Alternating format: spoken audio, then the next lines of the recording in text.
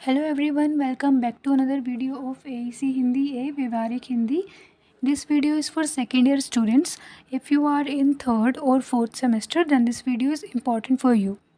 So ये video जो है व्यवहारिक हिंदी पर रहने वाली है। इससे पहले भी हमने एक और वीडियो ऑलरेडी अपलोड की हुई है व्यवहारिक हिंदी पर, जिसमें हमने जो पाठ्यक्रम है माने जो हमारा सिलेबस है वो डिस्कस किया है और कुछ इम्पॉर्टेंट किताब भी डिस्कस की है। और आप पहले वो वीडियो देखिए, उसके बाद आप इस वीडियो पे आइए, क्योंकि उसमें हमने जो इकाई 1 है हमारी, उसके भी 1-2 विषय जो है वो पढ़ा दिए हैं। तो पहले आप वो वीडियो देख लीजिए, अगर आपने नहीं देखी उसका लिंक आपको डिस्क्रिप्शन में मिल जाएगा इस वीडियो के। वो वीडियो देख लिए देन फिर इस वीडियो को कंटिन्यू कीजिए। इकाई 1 व्यवहारिक हिंदी। तो सबसे पहले हम व्यवहारिक हिंदी जो हमारी इकाई 1 है इसका पाठ्यक्रम देखते हैं।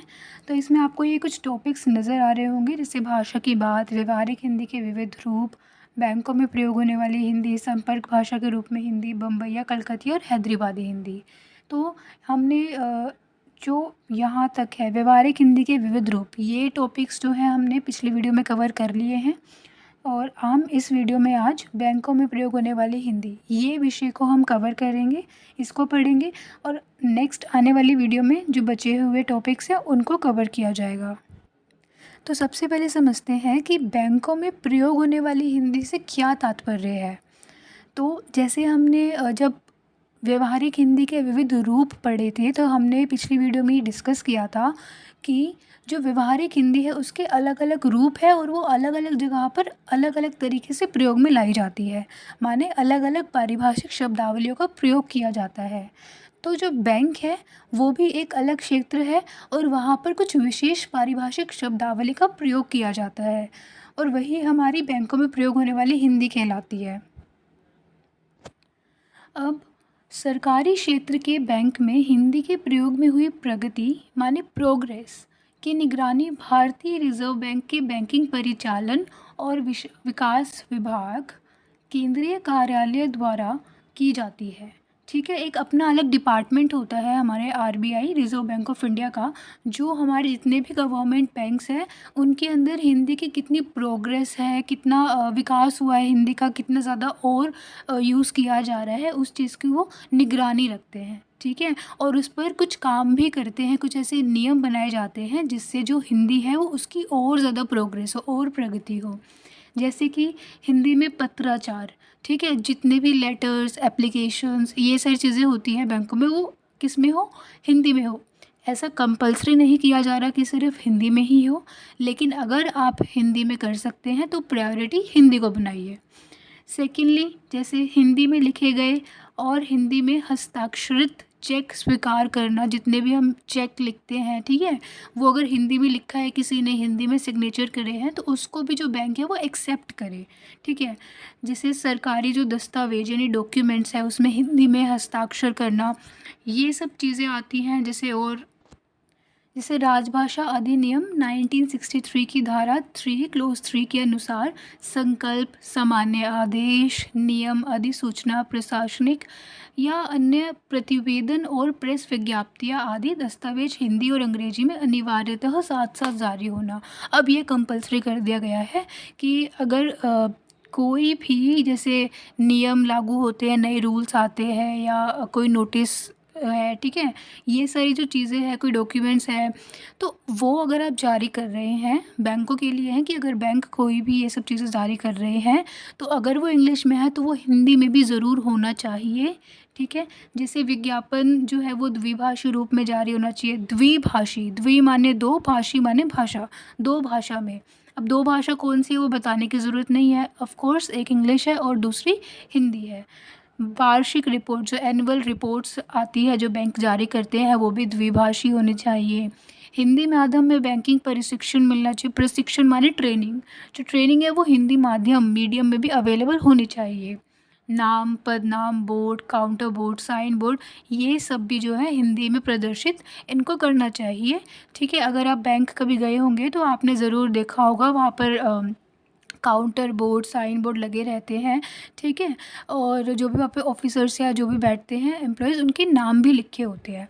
तो वो इंग्लिश में है चलेगा, लेकिन साथ साथ हिंदी में भी जारी करना चाहिए, हिंदी में भी होना चाहिए।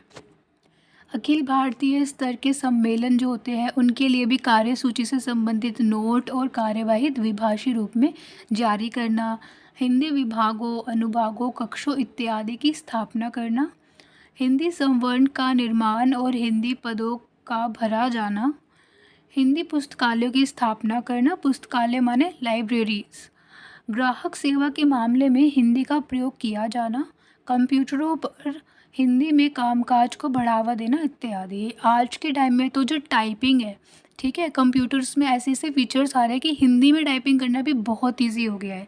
तो उससे क्या है, जो कंप्यूटर में काम है वो हिंदी में करना और आसान हो गया है। तो इन सब चीज़ों को बढ़ावा देना जिससे जो हिंदी है उसकी प्रोग्रेस हो। अब हम डिस्कस करते हैं बैंकों में प्रयुक्त किए जाने वाले कुछ प्रमुख शब्द, यानी कि कुछ विशेष पारिभाषिक शब्दावली जो सिर्फ बैंकों में प्रयोग की जाती है। जैसे कि आपने बहुत कॉमन सुना होगा एटीएम, ऑटोमेटेड टेलर मशीन, इसका ये फुल फॉर्म है, ठीक है। सीडीएम हो गया, कैश डिपॉजिट मशीन, पर ये तो इंग्लिश में है, हिंदी में इन्हें क्या बोलते हैं। जैसे जो एटीएम है इसे हिंदी में बोला जाता है स्वचालित गणक यंत्र, ठीक है। यानी यह एक ऐसी मशीन है जिससे आप एटीएम कार्ड या डेबिट कार्ड का उपयोग करके किसी भी बैंक से अपना बैंक खाते में पैसे जमा कर सकते हैं या निकाल सकते हैं। आप सभी ने यूज़ किया ही होगा। सीडीएम, रोकड़ जमा यंत्र, ठीक है। यह एक ऐसी मशीन है जिससे आप एटीएम कार्ड या डेबिट कार्ड का उपयोग करके या कार्डलेस, जिसमें खाता धारक का नाम और फ़ोन नंबर पता होने पर उसके बैंक खाते में रोकड़ नगद जमा कर सकते हैं। रोकड़ माने कैश, ठीक है, वो जमा कर सकते हैं। फिर है डीआर और सीआर, निकासी और जमा। देखो, डीआर का प्रयोग डेबिट निकाले के लिए किया जाता है और सीआर का प्रयोग क्रेडिट के लिए किया जाता है, यानी जमा करने के लिए। जब रकम डीआर होती है तो खाते से बैलेंस कम, और जब रकम सीआर होती है तो खाते में बैलेंस बढ़ जाता है, ठीक है। डीआर में डी माने डेबिट, सीआर में सी माने क्रेडिट, ठीक है, जमा होना और निकासी। नेक्स्ट इज़ बैंक शुल्क, बैंक चार्जेस। ये वर्ड भी आपने, ये जो टर्म है ये भी आपने कई बार सुना होगा। यह शुल्क जो ग्राहक बैंक से विभिन्न सेवाएं लेने के बदले देता है, जैसे मांग पत्र, ठीक है, डिमांड ड्राफ्ट बनवाने के बदले में दिया गया निर्धारित शुल्क। फिर सबसे कॉमन और सबसे इम्पॉर्टेंट देखो, पासबुक। ये सबने ज़रूर देखी होगी पासबुक, ठीक है। यह छपा हुआ रिकॉर्ड होता है जिस पर आपके खाते की निकासी और जमा का विवरण होता है। पहले तो इसमें फ्रंट पेज पे ही आपकी सारी डिटेल्स होती है, ठीक है, आपका अकाउंट नंबर, फिर अलग अलग तरह के जो कोड्स होते हैं वो सारे कोड्स वगैरह होते हैं, सब कुछ होता है। फिर उसके अगले ही पेज से आपके जितनी भी डिटेल्स है ट्रांजैक्शंस की वो सारी इस पर प्रिंटेड होती है, ठीक है, आप प्रिंट करवाते हो बैंक में जाकर। नेक्स्ट वर्ड इज़ नकदी और चेक। नकदी क्या होता है, नोट और सिक्कों के रूप में पैसों को नकदी कहते हैं, माने कैश। आजकल यूपीआई और नेट बैंकिंग के द्वारा अधिकांश पेमेंट की जाती है, डिजिटल लेन देन को बढ़ावा दिया जा रहा है, ठीक है। डिजिटल लेन देन होती है, ऑनलाइन ट्रांजैक्शंस होती है, बट जब आप कैश की बात करते हैं तो उसको नकदी कहते हैं हिंदी में। चेक भी आप सभी को पता ही होगा, कुछ ऐसा दिखता है, ठीक है। एक ऐसा प्रपत्र फॉर्म या पर्ची जिससे आप अपने खाते से किसी को भी भुगतान कर सकते हैं या किसी व्यक्ति से अपने खाते में भुगतान स्वीकार कर सकते हैं। यह ऑफलाइन अंतरण है। नेक्स्ट इज़ चेक बुक, ठीक है। चेक बुक भी आपको पता ही होगा, यह एक पुस्तिका है जिसमें आमतौर पर 25 या 50 या फिर 100 चेक होते हैं, बैंक खाता धारक को जारी करता है, ठीक है। अगर आपका खाता खुला है बैंक में तो आपके पास भी बैंक ने ज़रूर चेक बुक भेजी होगी। तो बैंक ही क्यों जारी करता है, ताकि जो खाता धारक है वो समय समय पर भुगतान करने के लिए किसी को जारी कर सकता है, ठीक है। अगर आपको किसी को कोई पेमेंट करनी है तो आप ये चेक जो है फिल करके उसको दे सकते हैं। Next is credit card. Credit card क्या होता है? इससे आप भुगतान उधार के रूप में कर सकते हैं, जिसका पुनर्भुगतान आपको क्रेडिट कार्ड जारी करने वाले बैंक को निर्धारित तिथि से पहले करना होता है। फिर है जमा पर्ची, जिसे आप डिपॉजिट स्लिप बोलते हैं। जमा पर्ची एक फॉर्म होता है जिससे बैंक खाते में धन अथवा चेक जमा करने के लिए उपयोग किया जाता है। अब देखो, ये हमने बहुत सारे वर्ड्स देख लिए जो बहुत हम डेली लाइफ में मतलब यूज़ करते हैं ना। हमें अगर बैंक से रिलेटेड कोई डिस्कशन करना है तो हम बड़े आराम से कैजुअली बहुत यूज़ करते हैं। ATM, CR, DR, deposit slip, cheque book, passbook. लेकिन हिंदी में हमें नहीं पता होता इन्हें क्या बोलते हैं। तो यहाँ पर हमने सीखा कि बैंकों में जब हम हिंदी का प्रयोग करते हैं तो किस किस किस शब्दावली का प्रयोग किया जाता है।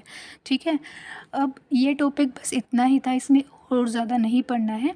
बाकी ये जो हमने अभी शब्दावली देखी, इनके अलावा कुछ और शब्दावली जैसे कि ब्याज हो गया, जिसे इंटरेस्ट हम बोलते हैं। ठीक है, ऋण, लोन जिसे बोलते हैं उसे ऋण कहा जाता है हिंदी में। सेविंग अकाउंट को बचत खाता कहा जाता है। ऐसी शब्दावलियाँ भी होती है। सो आई होप आपको ये वीडियो काफ़ी हेल्पफुल रही हो, आपके लिए काफ़ी अच्छी लगी हो आपको ये वीडियो। अगर आपको अच्छी लगी है तो लाइक करो और शेयर भी करो अपने फ्रेंड्स के साथ अगर उनके पास ये वाला सब्जेक्ट है तो। और चैनल को सब्सक्राइब ज़रूर कर ले, क्योंकि ये जो हिंदी एईसी है इसमें आगे भी कुछ टॉपिक्स जो हमें कवर कराने हैं वो आपको फिर टाइमली वीडियो अपलोड होती है आपको नोटिफिकेशन मिल जाए। Thank you so much.